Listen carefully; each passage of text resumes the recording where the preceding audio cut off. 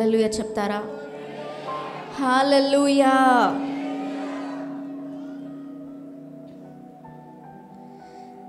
నీకు లేకపోతే మన అందరికీ ఏదైనా కష్టం వచ్చినప్పుడు దేవుడు ఎలా స్పందిస్తాడో, how God reacts to our problem. మనుషులు ఒక్కొక్క రీతిగా స్పందిస్తారు కదండి. మనకి ఏదైనా కష్టం ఉంది, నాకు అప్పుల వాళ్ళు నా ఇంటి తలుపులు తడుతున్నారంటే మనుషులు ఏమంటారంటే, నా దగ్గరికి మాత్రం పొరపాటున రావద్దు, నేను మాత్రం నీకు సహాయం చెయ్యలేనని చేతులు ఎత్తేస్తారు. కొన్నిసార్లు మన రోగాల కోసం మనం వైద్యుల దగ్గరికి వెళ్ళినప్పుడు వైద్యులు కూడా కొన్నిసార్లు అంటారు, నేనేమీ చేయలేను.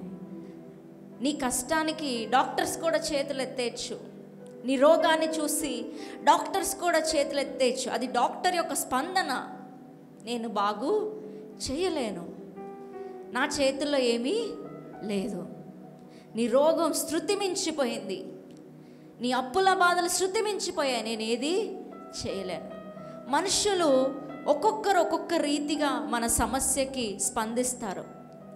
ఈరోజు నేను మనుషులు ఎలా స్పందిస్తారో నేను చెప్పాలనుకోవట్లేదు, కానీ ఈరోజు నేను చెప్పాలనుకున్న మాట ఏంటంటే, నీకేదైనా కష్టం వచ్చినప్పుడు నీవు ఆరాధిస్తున్న దేవుడు ఎలా స్పందిస్తాడో ఈరోజు రాత్రి నేను మీతో పంచుకోవాలని ఆశపడుతున్నాను. నీకేదైనా శ్రమ అంటూ వచ్చినప్పుడు, నీకేదైనా కష్టం అంటూ వచ్చినప్పుడు నీవు ఆరాధిస్తున్న దేవుడు ఎలా స్పందిస్తాడు, ఆయన యొక్క ఇమీడియట్ రెస్పాన్స్ ఏంటి, ఆయన ఇమీడియట్గా నీ దగ్గరికి వచ్చి ఆయన ఏం చేస్తాడు అని ఈరోజు నేను కొన్ని మాటల్ని చెప్పాలని ఆశపడుతున్నాను. హల్లెలూయా. పరిశుద్ధ గ్రంథంలో ఒక అపోస్తలుడు ఉన్నాడు. ఆయన పేరు సీమోను పేతురు. మనందరికీ తెలిసిన వాక్య భాగమే.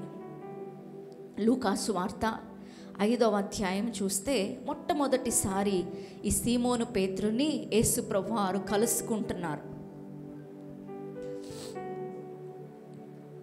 ఈ సీమోను పేతురు యేసయ్యని కలుసుకున్న విధానం కూడా చాలా వ్యత్యాసంగా ఉంటుంది.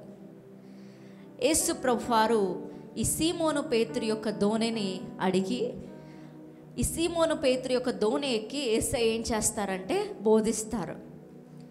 అక్కడ చేరి వచ్చిన జన సమూహాన్ని అంతటికీ యేసు ఈ సీమోను పేతురు యొక్క దోణిని ఎంచుకుని ఆయన బోధించడం మొదలు పెడతాడు. బోధించిన తరువాత యేసు సీమోను పేతురుతో చూచి, నువ్వు వలలు వేయి, నీ దోణిని లోతుకి నడిపించి చేపలు పట్టుటకు నీ వలలను వేయి అని యేసు చెప్తాడు.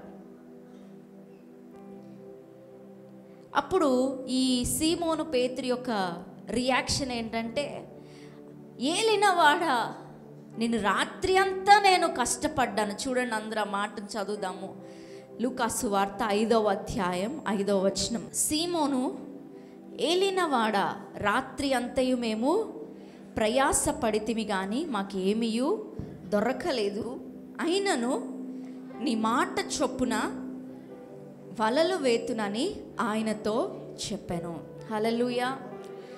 ఈ పేతురు అంటున్నాడు, రాత్రంతా నేను కష్టపడ్డాను, రాత్రంతా నేను ప్రయాసపడ్డాను, రాత్రంతా నా చెమటను కార్చాను, కానీ ఒక్క చేప కూడా నాకు దొరకలేదు. ఈరోజు అలాంటి పేతురులు ఎవరైనా ఇక్కడ ఉన్నారండి? నేను కష్టపడుతున్నాను కానీ నాకు ఫలితం లేదు, నేను ఏం చెయ్యాలో అంతగా నేను కష్టపడుతున్నాను, నా కష్టానికి తగిన ఫలితము లేదు. ఇక్కడ కొంతమంది ఉన్నారు, నేను సంపాదిస్తున్నాను, రాత్రి పగలు నేను కష్టపడుతున్నాను, కానీ ఈ అప్పుల సమస్యల నుండి నేను బయటకి రాలేకపోతున్నాను. నేను ఎంతో ప్రయత్నించాను కానీ నా రోగాన్ని బాగు చేసుకోలేకపోతున్నాను. నేను ఎంతో ట్రై చేశాను, నేను ఎంతో నా సాయ శక్తుల నేను ప్రయత్నించాను, కానీ నేను జాబ్ తెచ్చుకోలేకపోతున్నాను, నాకు ఉద్యోగం రావట్లేదు, నేను ట్రై చేశాను కానీ నేను ఫెయిల్ అయిపోయాను అన్నవారు ఎవరైనా ఉన్నారండి ఈ స్థలంలో? ఈరోజు రాత్రి యేసు నీ దగ్గరికే వస్తున్నాడు. ట్రై చేసి ఎవరైతే ఓడిపోయిన వారు ఇక్కడ ఉన్నారో, ఈరోజు రాత్రి యేసు నీ కొరకే మమ్మల్ని స్థలానికి పంపించాడు. నీ కొరకే మమ్మల్ని స్థలానికి యేసు పంపించాడు. ఈ సీమోను పేతురు యొక్క గాథ అలాంటిదే. ట్రై చేసి చేసి చేసి చేసి ఆయనకి నిరీక్షణ కూడా లేదు. యేసైనా అద్భుతం చేయమని ఆయన ఏం అడగట్లే. యేసు తనకు తానుగా చెప్తున్నాడు వలలు వేయని. సీమోను పేతురు నేను కష్టపడ్డాను, నువ్వు ఒక అద్భుతం చెయ్యి అని కూడా అడిగే ఆ యొక్క ధైర్యము అతనికి లేదు. ఈరోజు చాలామంది ఇక్కడ ఉన్నవారు అలానే ఉన్నారు. నేను కష్టపడుతున్నానండి, కానీ నా కన్నీరే మిగులుతుంది. నేను కష్టపడి కష్టపడి కష్టపడి నా జీవితంలో నేను ఓడిపోయాను అన్నవారు ఎవరైనా ఉంటే మీ చేతులు ఎత్తి చూపిస్తారా? ఈరోజు రాత్రి నీ కోసమే యేసు నిలిచి ఉన్నాడు ఈ స్థలములో. నీ యొక్క ఫెయిల్యూర్స్ని ఆశీర్వాదంగా మార్చడానికి యేసు ఈ ఒంగోలు పట్టణంలో, ఈ అంబేద్కర్ భవనంలో యేసు నిలిచి ఉన్నాడు. నమ్ముతున్న వారు ఆమేన్ చెప్తారా? హల్లెలూయా. ట్రై చేసి చేసి చేసి ఓడిపోయిన వారు, నా అప్పులు తీర్చుకోవడానికి నేను ట్రై చేశానండి, కానీ నేను ఓడిపోయాను, నేను తీర్చుకోలేకపోతున్నాను, నేను చేతకాని వాడిని. కొంతమంది సేవకులు ఉన్నారు, నేను కష్టపడుతున్నాను కానీ నేను ఫలితం చూడట్లేదు. నేను ట్రై చేస్తున్నాను, కష్టపడుతున్నాను రాత్రి పగలు, నా యొక్క రక్తం అంతటిని పోసి నేను కష్టపడుతున్నాను కానీ నా కష్టానికి తగిన ఫలితాన్ని నేను చూడట్లేదు. ఎన్నో డాక్టర్స్ దగ్గరికి వెళ్ళాను నన్ను బాగు చేసుకోవడానికి, నన్ను బాగు చేయడానికి ఎవరు ముందుకు రాలేదు అన్నవారు ఉంటే, ఈరోజు రాత్రి పేతురుకి అద్భుతం చేసిన అదే దేవుడు ఈరోజు రాత్రి నీకు అద్భుతం చేయబోతున్నాడు. పేతురు జీవిత చరిత్రను మార్చిన దేవుడు ఇక్కడున్న నీకు అద్భుతం ఈ రాత్రి జరగబోతుంది. నువ్వు నమ్మినట్లయితే నువ్వు అద్భుతాన్ని చూస్తావు. నువ్వు నమ్మితే అద్భుతాన్ని పొందుకుంటావు ఈ రాత్రి. హల్లెలూయా. సో ఈ పేతురు అంటున్నాడు, ఏలినవాడా, రాత్రి అంతా నేను ప్రయాసపడ్డాను కానీ నాకు ఒక్క చేప కూడా దొరకలేదు. అయినా సరే నువ్వు చెప్పావని నేను వేస్తాను ప్రభా, నువ్వు చెప్పావని నేను వలలు వేస్తాను అని వలలు వేయగా ఎంతటి ఆశీర్వాదం అంటే వలలు పిగిలిపోయినంతగా, అందరు చెప్పండి, వలలు పిగిలిపోయినంతగా మన దేవుడు ఆశీర్వదిస్తే అలానే ఆశీర్వదిస్తాడు. నీ యొక్క ఇల్లు పట్టజాలనంత దీవెన, నీ యొక్క హృదయము సంతోషముతో ఉప్పొంగే అంతటి దీవెన దేవుడు దయచేస్తాడు. హల్లెలూయా. వాళ్ళు ఎన్ని దోణలను నింపారంటే ఒక్క చేప కూడా దొరకలేదు, 2 దోణెలు మునుగునంతగా దేవుడు విస్తారమైన చేపలు పట్టునంతగా ఆ రోజు అద్భుతం చేశాడు పేతురు జీవితంలో. హల్లెలూయా. ఈ అద్భుతం చూసి పేతురు రియాక్షన్ ఏంటో తెలుసా? పేతురు యొక్క రెస్పాన్స్ ఏంటో తెలుసా? ప్రభువా, నేను ఏ పాటి వాడనయ్యా నాకు ఈ అద్భుతాన్ని మీరు చేయుటకు? నా కష్టాన్ని నేను చెప్పకముందే నువ్వు చూసావయ్యా. పేతురు ఏమైనా చెప్పాడండి ముందు? వలలు వేయి అన్నంత వరకు తన కష్టాన్ని చెప్పాడా? చెప్పలేదు. కానీ చెప్పలేని పేతురు చెప్పలేని బాధ కూడా ఎవరికి తెలుసు అంటే దేవునికి తెలుసు. ఈ పేతురు యొక్క మనస్సులో ఆ విస్తారమైన చేపలు చూసి అతని మనసులో వచ్చిన ఆలోచన ఏంటంటే, అతని మనసులో హృదయ ఘోష ఏంటంటే, ప్రభువా, నేను ఏ పాటి వాడనయ్యా, నువ్వు నా కష్టాన్ని చూసావు, మనుషులు ఎవరు నా కష్టాన్ని చూడలేదు, నేను పడుతున్న ప్రయాసను మనుషులు చూడలేదు, నేను పడుతున్న ఇబ్బందులు, నేను పడుతున్న కన్నీరుని మనుషులు చూడలేదు, కానీ నా కష్టాన్ని నీవు చూసావయ్యా. నువ్వు ఎంతటి ప్రేమ కలిగిన దేవుడు ప్రభువా. నేను ఒక పాపాత్ముని తండ్రి నీ ఎదుట అని యేసు ఎదుట సాగిల పడిపోయాడు. అక్కడ యేసయ్య మారు మనసు కోసం ప్రసంగం చేయలేదండి. పేతురుని చూసి నువ్వు మారు మనసు పొందుకోవాలి, నీ పాపాలని ఒప్పుకోవాలని ప్రసంగం ఏమీ చేయలేదు యేసు. ఆయన ప్రేమను పేతురు రుచి చూచాడు అంతే. ఎక్కడో ఒక చోట ఉన్న నా కష్టం కూడా ఈయన పట్టించుకుంటున్నాడా అన్న విషయం పేతురికి అర్థమైనప్పుడు యేసు ఎదుట సాగిలపడి, నేనొక పాపాత్ముడినయ్యా, నన్ను క్షమించు, నన్ను విడిచి పొమ్ము, నేనొక పాపాత్ముడిని అని పేతురు కేకలు పెట్టాడు. యేసయ్య ప్రేమ అలాంటిదే.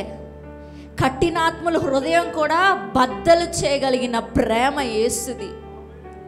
ఒక్కసారి యేసు దర్శనం కలిగిందంటే చాలు, మీ ఇంటిలో ఉన్న సౌలులు పౌలుగా మారిపోతారు.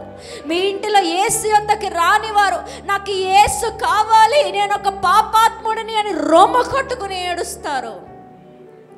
నా యేసు ప్రేమకి అంతటి శక్తి ఉంది. పాపాత్ములు కూడా ఏమి ప్రసంగం చెయ్యక్కర్లేదండి, ఆయన ప్రేమని చూస్తే చాలు. వాళ్ళ హృదయం బద్దలైపోయి పేతురు ఏడుస్తున్నాడు. ఏమని ఏడుస్తున్నాడంటే, ప్రభువా, నేనొక పాపాత్ముడిని, నేనొక పాపాత్ముడినయ్యా, నేనొక పాపాత్ముడిని, నన్ను విడిచి పొమ్ము అని కేకలు పెడుతున్నాడు. హల్లెలూయా.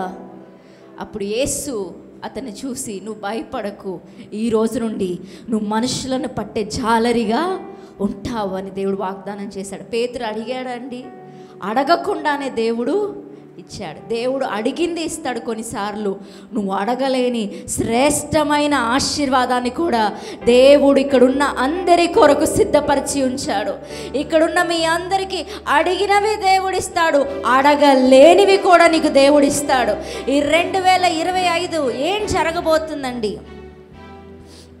మీరు అడగచ్చు, ఈ వాగ్దాన కూడికకు వచ్చిన మీరు అడగచ్చు, ఈ 2025 ఏం జరగబోతుంది అంటే ఒకే ఒకటి చెప్పబోతున్నాను. నీకు చేత కాని వాటిని దేవుడి సంవత్సరం నీ జీవితంలో చేసి చూపించబోతున్నాడు. నీవు చేయలేని వాటిని యేసు ఈ సంవత్సరం నీ జీవితంలో చేయబోతున్నాడు. నువ్వు తీర్చుకోలేని సమస్యను, నువ్వు పరిష్కరించుకోలేని సమస్యను యేసు ఈ సంవత్సరము నీ పక్షాన నిలబడి ఆయన పరిష్కరించబోతున్నాడు. చప్పట్లు కొడుతూ దేవుని నామాన్ని మహింపరచండి. ఎంతమంది నమ్ముతున్నారండి? నేను నమ్ముతున్నాను యేసయ్య అని చెప్పండి. మీ చేతులు ఎత్తి చూపించండి. నేను నమ్ముతున్నానయ్యా, నేను నమ్ముతున్నానయ్యా, నేను విశ్వసిస్తున్నానయ్యా, నేను విశ్వసిస్తున్నానయ్యా, నా కన్నీటిని తుడుస్తావని నేను విశ్వసిస్తున్నానయ్యా. హల్లెలూయా. ఈ యొక్క పేతురు ఏది చెయ్యలేకపోయాడో అది ఎవరు చేసి చూపించారండి? యేసు యొక్క ఒక్క మాట చేసి చూపించింది. ఈరోజు మీరు యేసయ్యని చూసి ఒకే ఒకటి అడగాలి, ప్రభువా, నా జీవితాన్ని చూసి ఒక్క మాట పలుకుదేవా, ఒక్క మాట పలుకుదేవా, నీ ఒక్క మాట చాలు తండ్రి నా జీవిత పరిస్థితిని మార్చడానికి అని అడగండి. యేసు నుండి వచ్చే ఒక్క మాట పేతురు యొక్క జీవితాన్ని, ఒక జాలరిగా ఉన్న వ్యక్తిని ఒక సేవకుడిగా, అపోస్తలుడిగా మార్చేసింది. అంతటి శక్తి నా యేసు యొక్క మాటలో ఉంది. హల్లెలూయా. ఈరోజు పేతురుని చూసి పలికిన యేసు నిన్ను చూసి కూడా పలుకుతున్నాడు. ఆ మాట ఏంటంటే, నువ్వు చేయలేనిది దేవుడు చేస్తాడు, నీకు చేత కానిది దేవుడు చేస్తాడు. అందరు చెప్పండి, నేను చేయలేనిది, నాకు చేత కానిది దేవుడు చేస్తాడు. నువ్వు బాగు చేసుకోలేని రోగాన్ని యేసు బాగు చేస్తాడు. నీవు తీర్చుకోలేని అప్పులను యేసు తీరుస్తాడు. నువ్వు తీర్చుకోలేని కుటుంబ సమస్యలను యేసు తీరుస్తాడు. నువ్వు కట్టలేని మందిరాన్ని యేసు కడతాడు. నీవు కట్టలేని గృహాన్ని యేసు కడతాడు. నువ్వు చేసుకోలేనివి, నీకు చేత కాని వాటిని యేసు ఈ సంవత్సరము చేయబోతున్నాడు. ఈ సంవత్సరమే యేసు చేయబోతున్నాడు. హల్లెలూయా. యేసయ్య ఇచ్చిన దీవెన ఎలా ఉందంటే, చుట్టూ ఉన్నవారు విభ్రాంతి పొందుతున్నారంట, ఆశ్చర్యపోతున్నారంట. నీ జీవితంలో యేసు చేసే అద్భుతం అలానే ఉండబోతుంది. నీ ఇంటి చుట్టుపక్కల ఉన్న వారందరూ ఆశ్చర్యపడినట్లుగా యేసు ఈ సంవత్సరము నీకు ఒక అద్భుతాన్ని చేయబోతున్నాడు. నీ ఊరు వాళ్ళు ఆశ్చర్యపడినట్లుగా ఒక అద్భుతాన్ని యేసు చేయబోతున్నాడు. హల్లెలూయా. అయితే ఈ అద్భుతాన్ని పొందుకోవడానికి, పేతురు యొక్క ఫెయిల్యూర్ సక్సెస్గా మారడానికి పేతురు ఏం చేశాడండి అంటే ఆయన 4 కార్యాలు చేశాడండి. ఒకటి, ఆయన తన దోణని యేసుకి ఇచ్చాడంట. అందరు చెప్పండి, తన దోణని యేసుకి ఇచ్చాడు. ఈరోజు రాత్రి నీకు అద్భుతం జరగాలంటే నీ హృదయాన్ని యేసుకి ఇవ్వాలి, నీ జీవితాన్ని యేసుకి ఇవ్వాలి. నీ హృదయంలో యేసు ఉన్నాడా, లోకం ఉందా? ఈరోజు ఆలోచించుకో ప్రియ దేవుని జనాంగమా. నీ హృదయంలో యేసుకి రాత్రి చోటిస్తే, యేసుకి నీ హృదయంలో స్థానాన్ని ఇస్తే, నీ యొక్క అవమానాలు, ఫెయిల్యూర్స్ అన్నీ ఆశీర్వాదంగా మార్చబడతాయి. నీ యొక్క ఫెయిల్యూర్స్ అన్నీ దీవెనగా మార్చబడతాయి. నీ అవమానానికి బదులుగా దేవుడు రెట్టింపు ఘనతని వస్తాడు. అయితే నువ్వేం చేయాలి? నీ బోటులో ఎవరు ఉండాలి? యేసు ఉండాలి. ఈరోజు ఒక్కసారి ఆలోచించుకో, నిజంగా నీ యొక్క హృదయంలో యేసు ఉన్నాడా? నీ యొక్క హృదయంలో నిజంగా యేసు ఉన్నాడా? నీ జీవితంలో యేసుకి చోటు ఉందా? నీ జీవితంలో యేసుకి స్థానం ఉందా? ఈరోజు ఆలోచించండి. ఈ పేతురు రెండవదిగా ఏం చేశాడంటే పశ్చాత్తాపడుతున్నాడు. ఏం చేస్తున్నాడు చెప్పండి? పశ్చాత్తాపడుతున్నాడు. నేను పాపాత్ముడినయ్యా, నన్ను క్షమించు. నీ హృదయంలో దేవునికి చోటిస్తే మాత్రం సరిపోదు, పశ్చాత్తాపడాలి. యేసుకి ఇష్టం లేని కార్యాలను విడిచిపెట్టాలి. యేసయ్యా నన్ను క్షమించు అని నువ్వు అడిగితే ఎంతటి పాపినైనా యేసు క్షమిస్తాడు. ఎంతటి పాపినైనా యేసు దగ్గరికి చేర్చుకుంటాడు. ఈరోజు ఈ మాట వింటున్న నీవు యేసయ్యకి దూరముగా ఉన్నావేమో, యేసయ్యకి ఎక్కడో దూరంగా ఉన్నావేమో. ఒకప్పుడు మందిరానికి క్రమముగా వచ్చేవాడివి, ఒకప్పుడు చక్కగా ఉపవాస ప్రార్థనలు ప్రతిరోజు తెల్లవారు లేచి ప్రార్థన చేసేవాడివి. ఆ ప్రార్థన ఏమైపోయింది? ఆ భక్తి జీవితం ఏమైపోయింది? ఈరోజు యేసయ్యకి దూరంగా బ్రతుకుతున్నావా? ఈరోజు పశ్చాత్తాపపడు. యేసయ్య లేకపోతే నీ జీవితం సున్నా. ఎవరి జీవితమైనా సరే యేసు ఉంటేనే నీ జీవితానికి ఒక సార్థకత. యేసు లేకపోతే మనందరి జీవితం సున్నా. ఈరోజు యేసయ్య సన్నిధిలో పశ్చాత్తాపపడండి. యేసయ్యకి దూరంగా ఉన్నవారు తిరిగి రండి యేసయ్య దగ్గరికి. ఈరోజు మమ్మల్ని యేసు ఈ ఒంగోలు పట్టణానికి ఎందుకు నడిపించాడంటే ఈరోజు నిన్ను ఆయన దగ్గరికి చేర్చుకోవడానికి. ఇక్కడ యేసు నిలబడి ఉన్నాడు. ఇక్కడ యేసు నిలబడి తన 2 చేతులు చాపి ఉన్నాడు. నువ్వు ఆయన దగ్గరకు వస్తే ఆయన నిన్ను క్షమిస్తాడు. హల్లెలూయా. పేతురు పశ్చాత్తాపడ్డాడు. తరువాత పేతురు ఏం చేశాడంట తెలుసండి? సమస్తాన్ని విడిచిపెట్టి యేసు వెనకాల వెంబడించాడంట. ఒక్క రోజుతో వచ్చేది మారు మనసు కాదండి. ప్రతిరోజు నువ్వు సిలువనెత్తుకోవాలి. ప్రతిరోజు నీ యొక్క ఇష్టాలను యేసు కొరకు చంపుకొని యేసుకి సాక్షిగా బ్రతకాలి. ప్రతిరోజు నీ జీవితాన్ని యేసుకి ఒక యాగముగా సమర్పించాలి. ఈ పేతురు సమస్తాన్ని వదిలేసి యేసయ్య వెనకాలే వెళ్ళిపోయాడు. ఈ రోజుల్లో చాలామందికి సగం యేసు సగం లోకం. 2 పడవల మీద కాలేస్తే ఏం జరుగుతుంది చెప్పండి? మునిగి పోతాం. ఈరోజు లోకాన్ని పక్కన పెట్టేసే యేసుని వెంబడించు. హల్లెలూయా. ఈ పేతురు 3 కార్యాలను చేశాడు. యేసుకి తన హృదయంలో చోటునిచ్చాడు, పశ్చాత్తాపడుతున్నాడు, అన్నిటినీ వదిలి యేసు వెనకాలే వెళ్ళిపోతున్నాడు. ఈ పేతురు జీవితాన్ని దేవుడు ఆశీర్వాదకరంగా మార్చాడా లేదా? మార్చాడు. ఈరోజు నీవు గనక నిజంగా పశ్చాత్తాపడితే, నిజంగా యేసయ్యకి నీ హృదయంలో చోటునిస్తే నీ జీవితాన్ని కూడా యేసయ్య మార్చి వేస్తాడు. గట్టిగా చప్పట్లు కొడుతూ దేవుని నామాన్ని మహింపరుద్దాం. హల్లెలూయా. సో నీ కష్టానికి దేవుడు ఎలా స్పందిస్తాడు అని అంటే, నువ్వు చేయలేని వాటిని ఆయన చేసి చూపిస్తాడు. తర్వాత రెండవదిగా నీ కష్టానికి ఆయన ఎలా స్పందిస్తాడంటే, నీ ప్రార్థనలన్నిటికీ, నీ కేకలన్నిటికీ ఆయన జవాబునిస్తాడు. హల్లెలూయా. ఈ 2025లో నువ్వు చేసిన ప్రతి ప్రార్థనను దేవుడు ఆలకించబోతున్నాడు. నువ్వు చేసిన ప్రతి విన్నపాన్ని దేవుడు వినబోతున్నాడు. నీకు ఒక అద్భుతం ఈ సంవత్సరం దేవుడు చేయబోతున్నాడు. హల్లెలూయా. మార్కు సువార్త 10వ అధ్యాయం 46 నుంచి 52 వచనాల వరకు మనం చూస్తే అక్కడ ఒక గుడ్డి భిక్షకుడు కనిపిస్తున్నాడండి. అతని పేరు బర్తిమాయు. గుడ్డి భిక్షకుడు. గుడ్డి భిక్షకుడికి జీవితంలో ఏదైనా ఆశ ఉంటుందా? ఏ ఆశ ఉండదు కదండి. గుడ్డి భిక్షకుడికి ఏమైనా సాధిస్తానన్న ఆశ ఉంటుందా? ఏ ఆశ ఉండదు. అతనికి చూపు లేదు కాబట్టి అతను ఏం చేస్తున్నాడు? అడుక్కుని తన కడుపుని నింపుకుంటున్నాడు. యేసు ఆ మార్గమును వెళ్ళిపోతున్నాడని విని, నజరేయుడైన యేసు అని ఆయన గురించి తెలుసుకుని, దావీదు కుమారుడా నన్ను కరుణించని కేకలు పెట్టాడు. ఆయన కేకలు అక్కడ ఉన్న వాళ్ళందరూ వింటున్నారు కానీ ఎవ్వరూ పట్టించుకోవట్లేదు.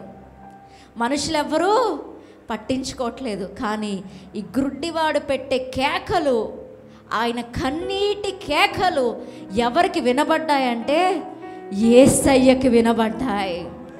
ఈరోజు నేను చెప్తున్నాను, నీ కన్నీటి కేకలు యేసయ్యకి వినబడతాయి.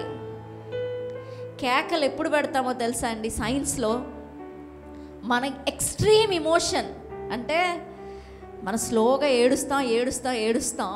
ఆ బాధ శృతి మించిపోయినప్పుడు ఏం చేస్తాం అంటే కేకలు పెడతాం. అందుకని నా గుడ్డి భిక్షకుని యేసు పిలవగానే చుట్టూ ఉన్నవారు అన్నారు, ధైర్యం తెచ్చుకో అంటున్నారు. ఎందుకంటే అతను నాకు తెలిసి ఎలా ఏడ్చుంటాడంటే కన్నీటితో కేకలు పెట్టుంటాడు. దావీదు కుమారుడా, ఎక్స్ట్రీమ్ వాయిస్తో నన్ను కరుణించవా అని కేకలు పెట్టాడు. అక్కడున్న ఏ ఒక్కరికి అతని కేకలు చెవులోకి కూడా వెళ్ళలేదు. కానీ యేసుకి ఆ వ్యక్తి పెడుతున్న కేకలు యేసు మదిలోనికి వెళ్ళిపోయాయి. అక్కడున్న ఏ ఒక్కరు అతని కోసం ఆగలేదు. పరిశుద్ధ గ్రంథంలో ఉంది, యేసు అక్కడ నిలిచి ఆగిపోయాడు. యేసు ఈ వ్యక్తి పడుతున్న కష్టాన్ని చూసి యేసు ఆగిపోయాడు. ఈ వ్యక్తి యొక్క కేకలకి యేసు ఆగిపోయాడు. ఈరోజు రాత్రి నీ ప్రతి ప్రార్థన విన్నపమునకు నీవు జవాబుని పొందుకోబోతున్నావు. ఇన్ని రోజులు నువ్వు కేకలు పెట్టి ఏడ్చావేమో దేవుని సన్నిధిలో, ప్రభువా అద్భుతం చేయి అని కేకలు పెట్టావేమో. నీ కేకలు మనుషులు వింటున్నారో లేదో తెలియదు, కానీ నీ కేకలు డైరెక్ట్గా ఎక్కడికి వెళ్ళిపోతున్నాయి అంటే యేసయ్య హృదయంలోనికి వెళ్ళిపోతున్నాయి. ఆయనకి నీ కేకలు తెలుసు, నీ హృదయ వేదన తెలుసు. ఆయన నీ ప్రార్థనకు జవాబుని ఇవ్వబోతున్నాడు.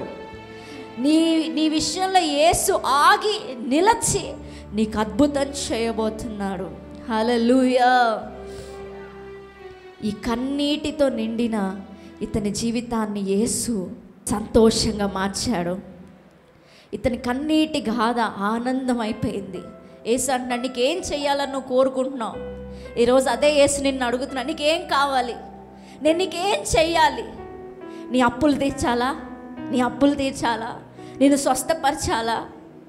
నీ ఇంటిలో రక్షణ కార్యం చేయాలా? నీ కుటుంబ సమస్యలు తీసేయాలా? ఈరోజు యేసయ్యని చూసి చెప్పండి, అవును యేసయ్య నాకు అద్భుతం చెయ్యి. ఈరోజు ఈ స్థలంలో మీరు చేస్తున్న ప్రార్థన యేసు వింటున్నాడు. ఈ సంవత్సరంలోనే అద్భుతం జరగబోతుంది. ఈ సంవత్సరంలోనే నీ ప్రతి ప్రార్థన విన్నపమునకు దేవుని యొక్క జవాబును పొందుకోబోతున్నావు. మనుషులు సహాయం చేయకపోవచ్చు కానీ దేవుడు సహాయం చేస్తాడు. ఈ యొక్క వ్యక్తి కన్నీటి గాథ సంతోషం అయిపోయింది. యేసు అంటే నీకేం చేయాలంటే నాకు చూపు కావాలని అడగగానే చూపుని పొందుకుని యేసుని వెంబడించుకుంటూ వెళ్ళిపోయాడు. ఈరోజు యేసు నీకు అటువంటి అద్భుతాన్ని చేయబోతున్నాడు. ఈరోజు ధైర్యం తెచ్చుకో. ఆ గ్రుడ్డి వ్యక్తిని చూసి పక్కనున్న వారందరినీ ధైర్యం తెచ్చుకో, యేసయ్య పిలుస్తున్నాడు నిన్ను. ఈరోజు నేను సేవకురాలిగా ఈ స్థలంలో నిలబడి చెప్తున్నా, ధైర్యం తెచ్చుకో. నీ ఓపిక అంతటినీ సమకూర్చుకొని ధైర్యం తెచ్చుకో. ఈరోజే అద్భుతాన్ని చూడబోతున్నావు. ఈరోజే అద్భుతాన్ని చూడబోతున్నావు. ఈరోజే యేసయ్య యొక్క కార్యాన్ని నీ జీవితంలో రుచి చూడబోతున్నావు. ఈరోజే నీ కన్నిటికి యేసు ఒక ఫుల్ స్టాప్ పెట్టబోతున్నాడు.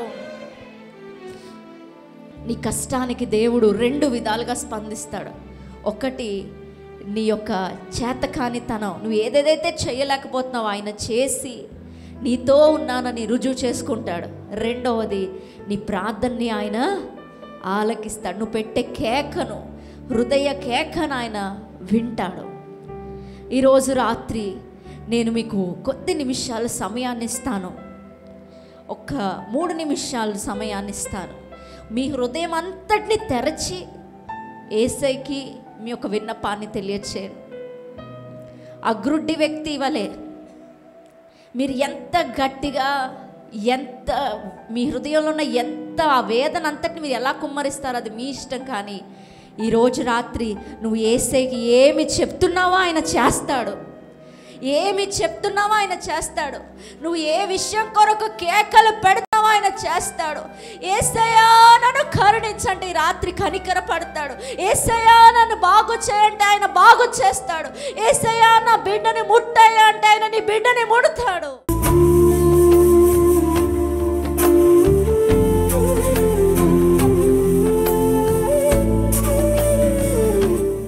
ఒక గ్రుడ్డి వ్యక్తి తన కంఠమంతటిని తెరచి నాపై కనికర పడయ్యా అని కేకలు వేశాడు.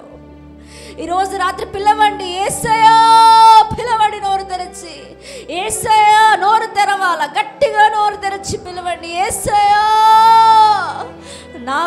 నాపై కనికర పడయ్యా, నాపై జాలి పడయ్యా, నాపై దృష్టి ఉంచాయా. నోరు తెరవండి, నోరు తెరవండి. మనుషులకి నీ కేకలు వినబడుతున్నాయో వినబడట్లేదో, ఈరోజు రాత్రి యేసు వింటున్నాడు నీ కేకలు. నీ హృదయ ఘోషను యేసు వింటున్నాడు. నీ హృదయంలో ఉన్న కన్నీటి కేకలను నా యేసు వింటున్నాడు. ఈ రాత్రి నీ దుఃఖము సంతోషంగా మార్చబడబోతుంది.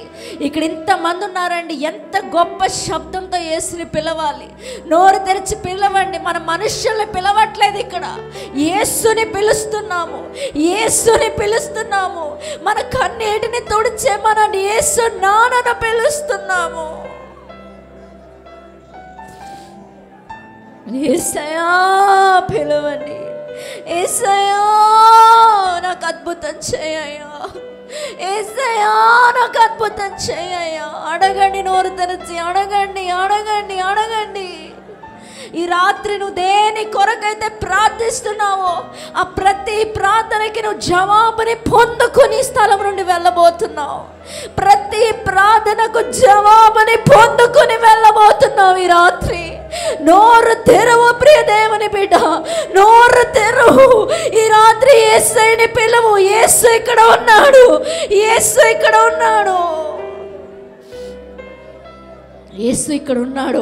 ఆయన అడుగుతున్నాడు, బిడ్డ నేను నీకేం చేయగోరుచున్నావు, నేను నీకేం చేయాలి బిడ్డ చెప్పు నాకు, నేను నీకేం చేయాలి, నేను నీకేం చేయాలి, నేను నీకేం చేయాలి, నేను నీకేం చేయాలి, నీకేం కావాలి బిడ్డ, నీకేం చేయాలని నువ్వు కోరుకుంటున్నావు. ఆ గ్రుడ్డివాడిని అడిగిన అదే యేసు నిన్ను అడుగుతున్నాడు ఈ రాత్రి. నేను నీకేం చేయగోరుచున్నావు? What you want me to do in your life? యేసయ్యా నన్ను నింపండి, నన్ను నాపై కనికర పడండి, కనికర పడండి. అడగండి నోరు తెరిచి, నాపై కనికర పడండి అయ్యా, నాపై జాలి పడండి అయ్యా, నాపై కనికర పడండి అయ్యా. ఈరోజు రాత్రి హృదయాన్ని కుమ్మరించండి యేసయ్య సన్నిధిలో, యేసయ్య సన్నిధిలో నీ హృదయాన్ని కుమ్మరించు ప్రియ బిడ్డ.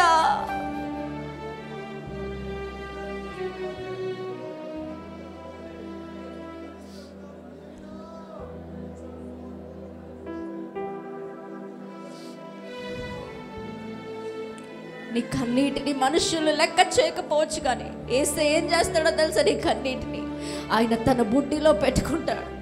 నీ కన్నీళ్ళు కూడా ఆయన లెక్క పెట్టుకుంటున్నాడు. కార్చే ప్రతి కన్నీటి బొట్టు ఆయన లెక్క పెట్టే దేవుడై ఉన్నాడు.